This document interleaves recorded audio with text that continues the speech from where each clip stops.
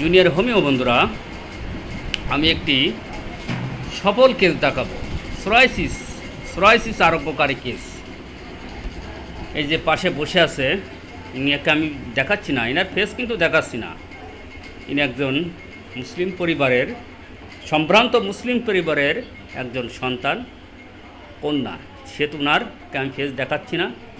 যাই হোক, আমার কাছে এসেছিল 30-10-23 তারিখে ট্রিটমেন্ট হতে। রোগ ছিল কি? সোরাইসিস আর কোল্ড অ্যালার্জি, তাই তো?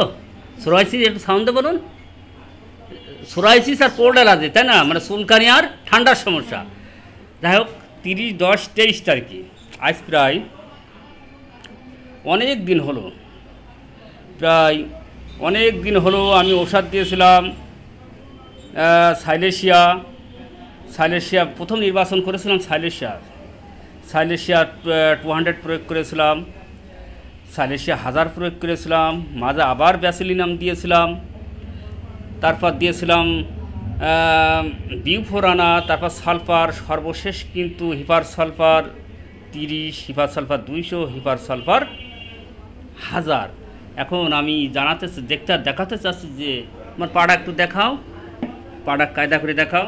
এখন সোরাইসিস সম্পূর্ণ ফেটে গিয়েছিল, এখান থেকে রক্ত কৌটো কোনো কিচ্ছু নাই, কিন্তু দাগ রয়ে গেছে। ও পাড়া দেখাও। এ পাও একই অবস্থা। এই ছবি কিন্তু আমার তোলা আছে, আমি কমেন্ট বক্সে দিয়ে দেবো। আগের ছবিগুলো ছিল, আমি দিয়ে দেবো। তাহলে তুমি এখন কি অবস্থা, মানে যে চুলকনি কি অবস্থা বলো? এখন আলহামদুলিল্লাহ অনেক ভালো। আর কোল্ড অ্যালার্জিতে ঠান্ডা সমস্যাটা বলো কেমন? যাক, ওটাও আল্লাহ মাফ করেছে, খুবই ভালো। তাহলে হোমিওপ্যাথিতে যে রুগী সহজে আরোগ্য হয় তার একটি জ্বলন্ত প্রমাণ। অবশ্যই সময়টা একটু বেশি লেগেছে, তারপরও রুগী কিন্তু সুন্দরভাবে আরোগ্য। এই যে জিম, ইনার কেস এখানে জায়গা ছিল, জায়গা নাই, তাই আবার এখানে দিয়েছিলাম। ধন্যবাদ। এত সুন্দরভাবে কেসটা আরোগ্য হলো, তার জন্য সকলকে ধন্যবাদ জানাচ্ছি আন্তরিকভাবে। ধন্যবাদ।